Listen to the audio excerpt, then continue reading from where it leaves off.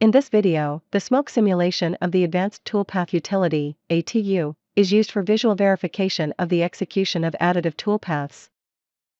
The smoke simulation can also be used for other processes, but it is intended for metal powder additive processes. Start ATU and open a project, together with input geometry, for which you want to inspect the result toolpath data. For this video, a small project is used, which was created based on the multi-laser smoke simulation project template that comes with ATU. The tree sample part from the part library is loaded as input geometry. A parameter profile is used where the number of lasers is set to 2. Compile the project so that toolpath data is generated and shown in the exposure preview window. The multi-laser smoke simulation project assigns different display colors to the generated toolpath, based on the laser which is going to execute the respective toolpath. You can use the animate control of the exposure preview window to get a first simple impression of the execution of the generated toolpath. The laser timings and parallel execution of the toolpaths is obviously not reflected there. Now let us have a look at the smoke simulation of the toolpath data. Open the smoke simulation window via the View menu. The easiest way to understand what the smoke simulation does is to execute the toolpaths. Click on the Play Forward button in the playback controls in the lower right area of the window. During the toolpath's execution, let us take a first look at the UI elements of the smoke simulation window.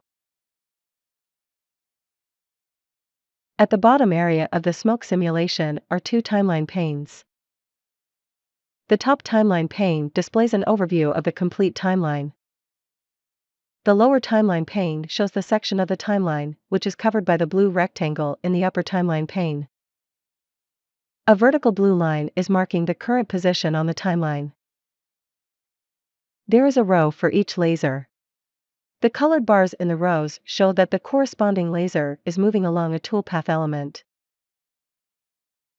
Above the 2 timeline panes is a row where the current position on the timeline and the total length of the timeline in seconds is displayed. As you already know, the playback controls are located here too. There is a button to stop the toolpath's execution. You can set the current position to the end of the timeline, or to the beginning. You can perform a single time step forward or backward on the timeline. And of course, you can execute the toolpaths forward or backward. Next to the playback controls is the playback speed control. Reducing the speed makes it easier to follow the process.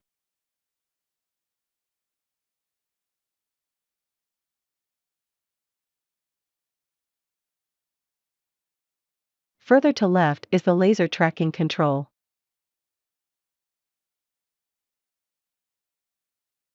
If a laser is selected for tracking, then the toolpath's execution visualization attempts to keep the laser spot centered.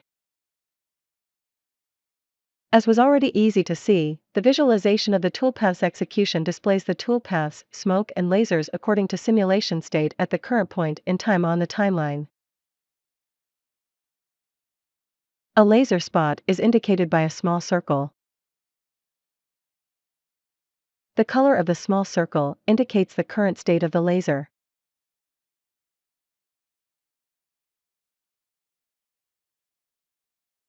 Smoke elements are currently visualized as filled fading circles. At the top of the smoke simulation window is a row with controls that mainly deal with the visualization of the toolpath's execution. There are some smoke visualization settings.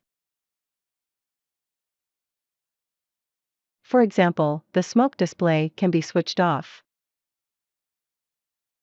Or smoke elements can be displayed as circles.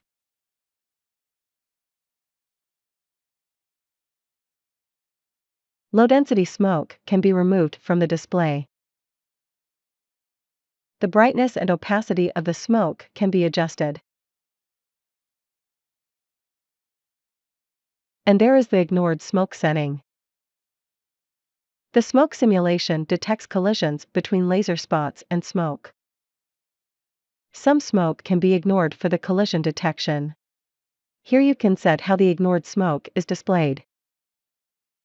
For example, it is possible to highlight the ignored smoke.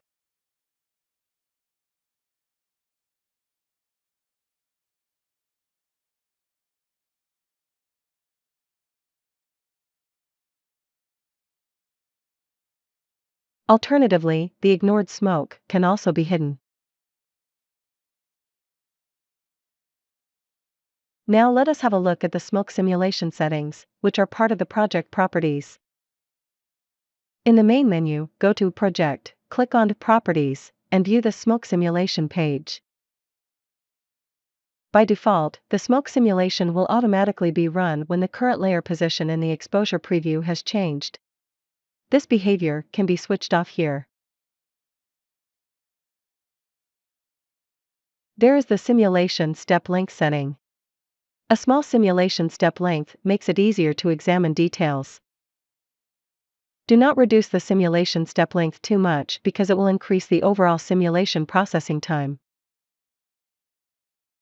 The gas flow direction and speed can be adjusted. It can be controlled when smoke is created and how it changes. Increasing the number of created smoke elements will also increase the overall simulation processing time. The direction and speed of the smoke at its creation can be adjusted. The lifetime of the smoke can be controlled. A reduction of the smoke lifetime reduces the simulation processing time. As already mentioned, the smoke simulation detects collisions between laser spots and smoke. For an adjustable period and distance after smoke element generation, collisions between laser spots and smoke elements can be ignored.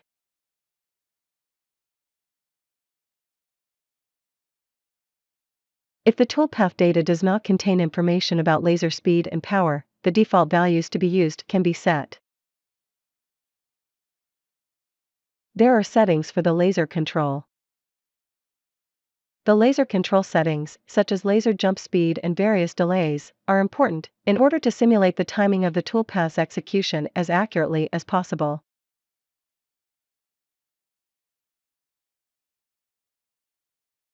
So far, no collision between laser spots and smoke has been detected.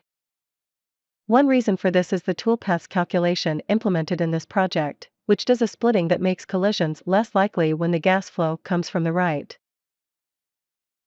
To demonstrate collisions between laser spots and smoke, we change the direction of the gas flow in the smoke simulation settings. Open the project properties and set the gas flow XY direction to -0.5 and 1.0. Recalculate the smoke simulation by pressing the button on the left above the timeline panes. Vertical red lines can now be seen on the timeline. A vertical red line marks a time step in which a collision of the respective laser spot with smoke was detected. To start to analyze a collision, move the blue rectangle in the top timeline pane over the vertical red line. Reduce the width of the blue rectangle by using the mouse wheel so that an even smaller section of the timeline is displayed in the lower timeline pane. Move the vertical blue line in the lower timeline pane over the vertical red line. Use Show Laser Position in the context menu of the lower timeline pane to center the visualization of the toolpath's execution on the laser spot. You can fine-tune the current position on the timeline using the playback controls or the cursor keys so that the time step with the collision becomes visible. The laser spot is marked with a larger filled red circle to indicate a collision.